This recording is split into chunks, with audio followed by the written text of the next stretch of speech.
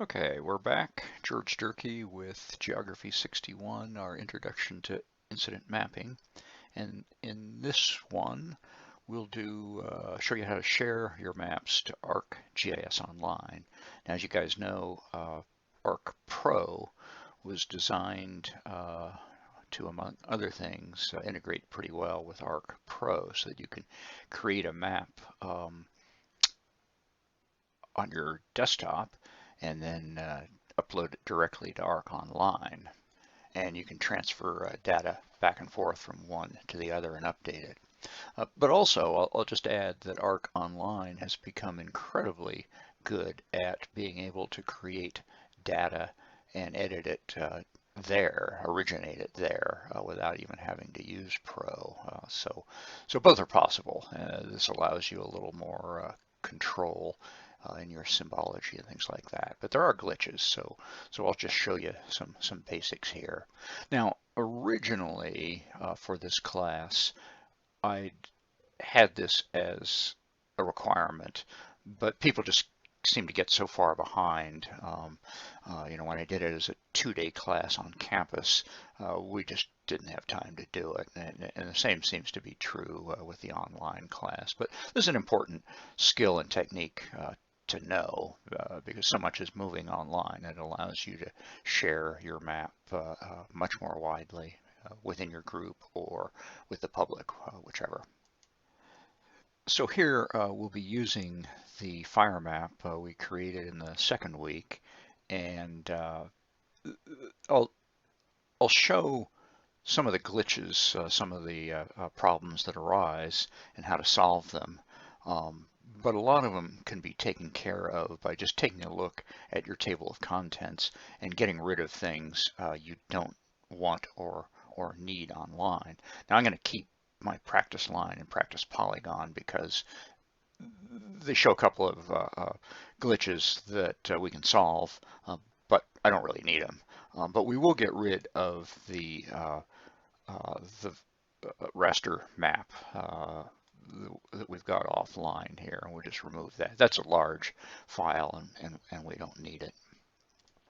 So anyway, step one is to go over your contents and make sure you need everything that's there, because everything will be copied onto Arc Online, and it's quite possible you don't need everything there.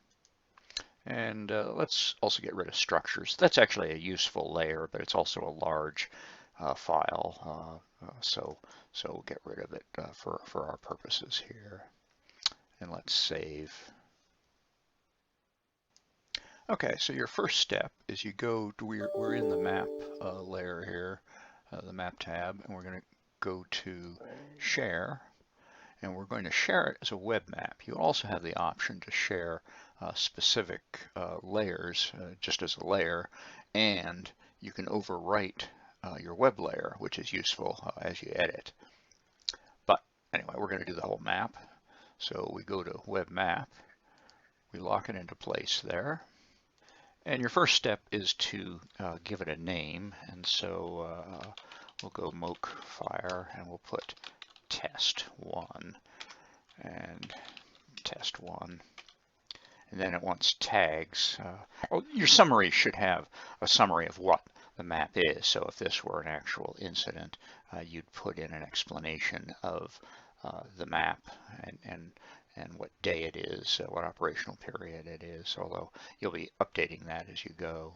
And then a tag is, in my case, I'm just going to say test. And then you can choose whether you just want it an editable map or whether you just want people to see it and or make it interactive. I'm going to make it editable and then use symbol types compatible with all clients.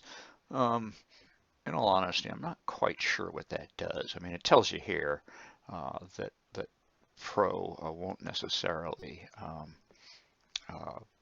have the same symbol sets for other clients. So for the moment, we'll just go with that, and I'm just going to share it with Columbia College GIS program. But you don't have to share it with anybody. If it's not ready for prime time, you can just leave that unchecked, because you can change that when it's online. So then you analyze,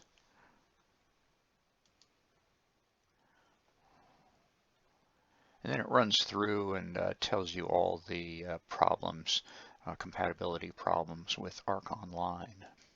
Now, quite commonly, you have a service layer with a different projection here, and you can solve that by actually double-clicking on the X there, and then it solves it on its own. And a lot of times, if you're lucky, if you double-click on the red X, then it'll actually solve it, though not always. A lot of times, you have to actually change something. And also, when you have that red X, it means that you're stuck. It won't upload and share until you solve those problems. And you can, as I said earlier, you can solve them by maybe getting rid of the file that it points to, because that could be the problem and you may not need it, or you've actually got to solve the problem. So let's go through and see how to do that. And incidentally, I notice that when you see the YouTube videos, everything always goes smoothly. And so, I wanted to do a video showing that you're going to run into glitches and, how do you do troubleshooting steps to solve those glitches. So anyway, let's see here. So you put the drop down and see what specific field problems you have here. So it gives you the code and 00241 field shape, blah, blah, blah, etc. So double click on that, and what actually happens is it'll bring up the explanation of what's going on there. Unsupported fields cannot be used for authoring. Well, great. No idea what that is. But it does give you 3 troubleshooting steps to follow here. Now, I've actually gone through them, and so I happen to know that we're going to want to change the display field for the layer. And so to do that, you go to the 3 dots here, and you select the layer. So that selects it over here in the contents. It goes right to the layer that it has the problem with. And then you right click, as the instructions troubleshooting steps had said, and you go to properties and then display. And so the display field is the problem here. So it's displaying a shape length and it can't do that. So I'm switching to object ID. Object ID, and then OK. And then we'll go through and we'll do the same thing for each one.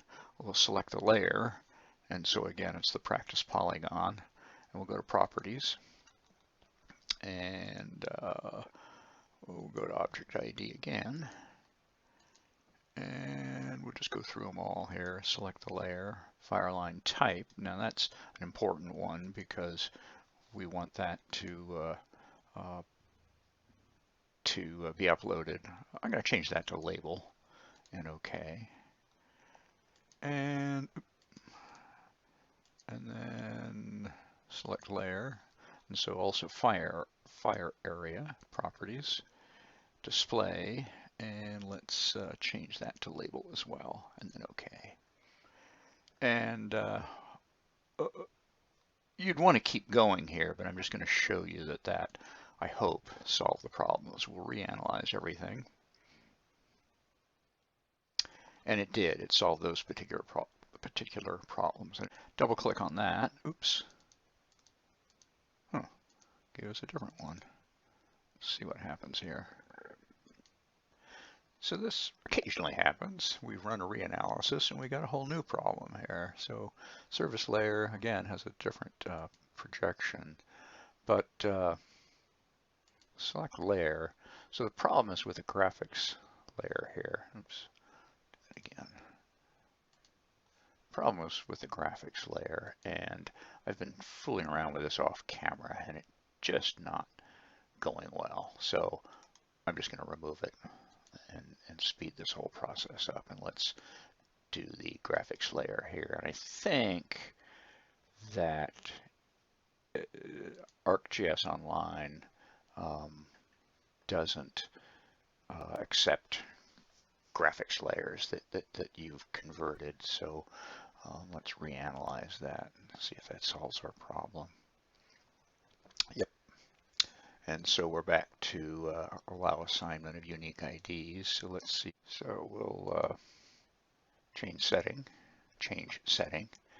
And in this case, I fooled around with this one before. Ensure map is set to allow assignment of unique IDs. So let's just get rid of that, because we might as well put in a time zone, because as you know, this has some time stamps in it. And incidentally, we got rid of the graphics layer, but what we'll do within ArcGIS Online is you can just go in and you can recreate the labels with the label engine there, and so you can restore all of your drop point labels and all that. Now let's reanalyze, see how we're doing. And we're reasonably good. This is just telling us, this is not a fatal error. This just tells us that the layers symbol will be downgraded. So that's very likely the active fire, that little tines here. ArcGIS Online won't be able to do that. So let's look into configuration and content and just go through and see if everything looks good. And we've gotten rid of everything that we don't really need. And actually, let's get rid of these now that we've shown how to there we go. And now save. And now we'll reanalyze one more time, because we're having so much fun here. And it's the same thing. The symbology won't be recreated exactly, but that's just going to be the best we can do. So we've analyzed, and now let's go back. Oops. Okay, and now we're ready to share. So you've already created the file. Well, maybe we didn't do that. Somewhere in there was the folder to put it in. I can't remember if I did that, but down towards the bottom of the map setup there was a folder, and you can either create a folder or it'll by default share to the root. So we'll see which one happened here. And this might take a while. It clicks and whirs, and it'll run in the background. So if you want to keep doing things, you can do that. Okay, so that took just a couple of minutes. And now within Pro, you can just manage the web map, so you can take a look at what it looks like. So just click that, and it'll take you to the file itself, the map itself that you just uploaded, and you can choose to open in Map Viewers, and you can also go back to Map Viewer Classic, but we'll be using the newer version, which has a lot more features on it. And then you just open up the map, and you can see what's transferred here and what it wouldn't do, mostly with symbology. So the good news is that actually it'll rotate, accept the rotated division breaks there, and the black lines. The only thing it really didn't do was the active fire line symbol with the tines pointing in, but it preserved the transparency of the fill and all the other symbols of fire origin and your ICP, all that's there. Preserve the colors of your drop points. And you know, one thing I didn't mention was that back in Pro, it wouldn't transfer the graphics layer we created from those points. But what you could also have done was just right-clicked on the points and activated the labels again, and then it would have put in the labels. And so then you would have had everything labeled, although maybe not where we wanted them located. And then the dozer line, it just made a thick a black line rather than the cross-hatching. But overall, that did pretty well. That shows us what we want to know about the fire. So you can actually add labels here. So just to highlight points, and it brings up initially the points with all the symbology. But here you go down to labels, and labels are activated, but we don't want the name, so it gives the division breaks, but we actually want the label itself, so we change it and replace the name with the label and the one we created. And I recommend, so much is going online nowadays, that you really do want to know how to learn ArcGIS Online. And I guess I'm giving a plug to my fall class where we actually create maps entirely online. Public information maps, for instance, we stay for part of it within emergency operations, but also just all sorts of other types of maps, story maps and all sorts of things. So if you're still around, consider taking that class, because we'll learn things like, so the visibility here, so the labels and everything are visible all the way out, but in fact, you don't want that. Oops, there we go. You can reduce the zoom level showing the labels, and you can do that with all of the layers there. I put it down to the metropolitan area, and then it gives you a little map there. Anyway, that's stuff you can learn later or just fool around with it. And as I've mentioned to a number of you, we can keep your account in ArcGIS Online on Columbia College's account active. So I think a few of you are interested in continuing to experiment with maps. But also you can get a free account through Esri. And the only difference is that if your map requires credits like tile layers or something like that, then you don't have any credits. But there's a lot of stuff you can do.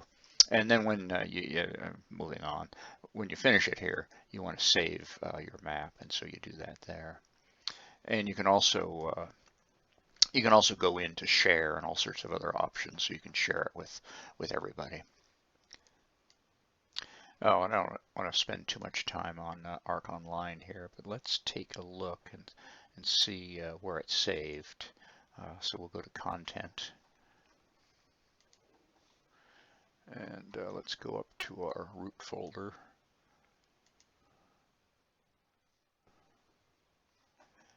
Yeah, so it's saved to the root, but within Arc Online, you can check it, and then you can move it. But you know, like, so for instance, I created a SAR61 for our class folder down here.